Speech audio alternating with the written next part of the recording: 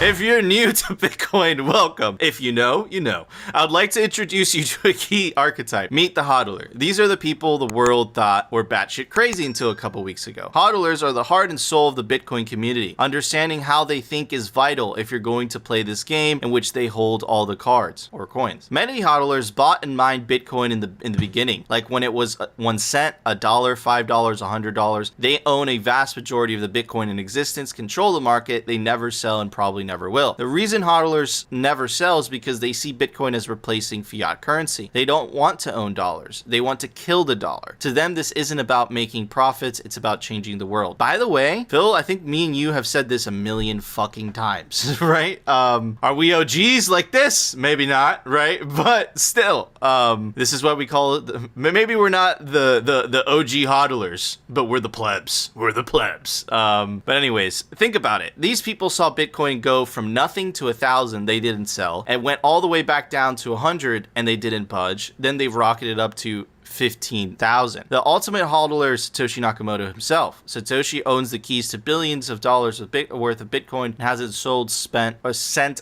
any of it. HODLERs believe Bitcoin will go to 100,000 and beyond. When it does, no one will have to exchange Bitcoin for dollars because the world will be using it as cash. The HODLER is the best kind of crazy, the kind that changes the world. They are all Satoshi. We are all Satoshi except for Craig Wright. And now so are you. Anyways, dude, awesome freaking thread, man. Right? Awesome thread. But I think that you got something wrong, man. Right? I'm not as OG, right, as, you know, these people. I wish I got $5 Bitcoin. That'd be great. I think I was too young. I was, like, you know, worrying about partying and girls at that time, right? But still, dude, like, I'm just as invested in this peaceful revolution as who he calls the HODLER. And I know Q feels the same way. I know Phil feels the same way, right? This is a peaceful revolution. This is about freeing mankind from the tyranny of central banking. This is about the separation of money and state. The state will never be not corrupted as long as it controls the money supply.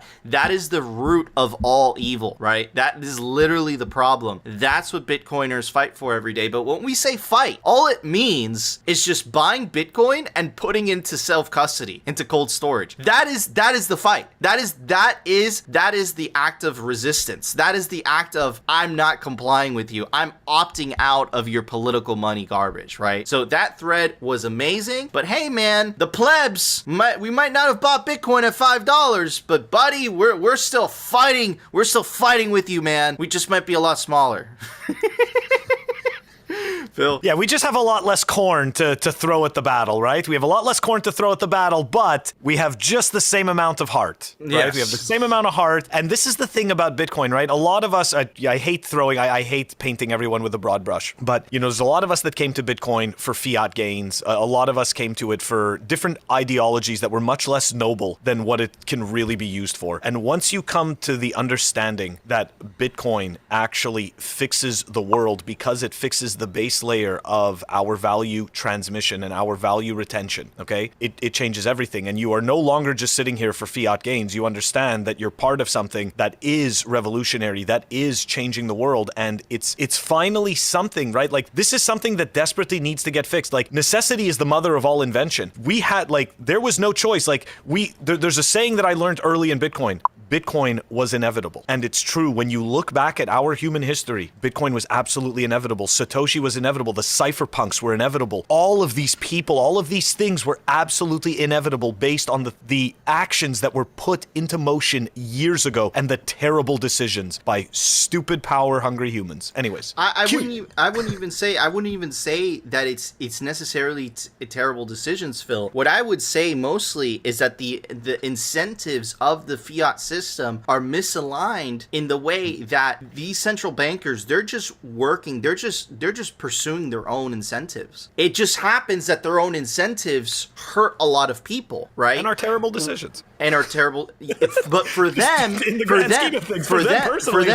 for them not. It's great, right? And this is the tragedy of central banking, right? Is that it's a bad system. The beauty of Bitcoin is that everybody could win, which is, and it's so unbelievable cool that when you tell a no coiner this, they're in freaking shock. Anyways, Q, what are your thoughts on this? I mean, I think Phil put it really well. When you have, just historically speaking, the way money has come and gone and the global standard of what money is has changed repeatedly over time. Look, the banking system is flawed inherently. I disagree with one thing that you said though, Nico, where these bankers, they created the incentive structure that they are playing in. They are essentially both the players and the referees and the commissioner of the game that you and I are playing against them on. And at that point, it's like, all right, dude, I might as well just be playing against the Harlem Globetrotters at that point. Like, I have no chance at winning that game. There are always like those crazy stories or whatever, like grandma bought a bunch of Apple stock, no one knew where she hit it, and then boom, all of a sudden she dies and now we're all millionaires. Sure. Congratulations to those of you who had that opportunity. My dad slept on literally all of those stocks. At the same time though,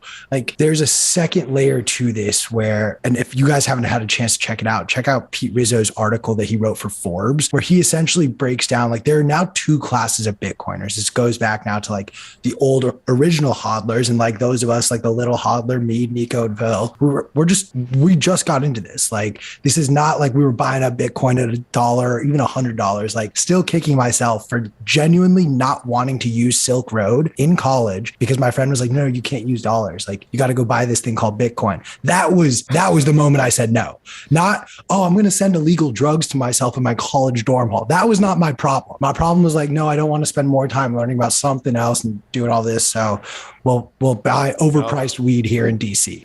There is inherently two classes of Bitcoiners at this present moment. There are the OGs that are essentially the platform maximalists, as Rizzo calls it, which is they believe in the technology behind this. They believe that everything that we interact with on the internet is going to end up being built on top of Bitcoin to make it a more equitable, more evenly distributed, and more accessible form of communication, and just frankly, a better internet. Then there are those, and I will put myself in this category, that are more the monetary maximalists. I came into Bitcoin because I was a finance guy. My buddy kept hounding me about Bitcoin. The moment we spent time talking about it, I was like, yo, you're absolutely right. Like, from a financial standpoint, like, dude, we can make a ton of fiat dollars just buying up some Bitcoin, and it's going to rip. Like, it might not rip tomorrow, but it will. Thank my lucky stars that I was a broke ass assistant in Hollywood at the time, because Bitcoin just hit $19,000 when we had that conversation. I had no money to put in it. And if I had done it at that moment and then watched it go from like 1920 down to 3K, I would have been so turned off. I'd be like, yo, like, no, I'm out. Don't even talk to me about Bitcoin. I lost too much on it. So thank God I literally had to wait 8 months to get promoted,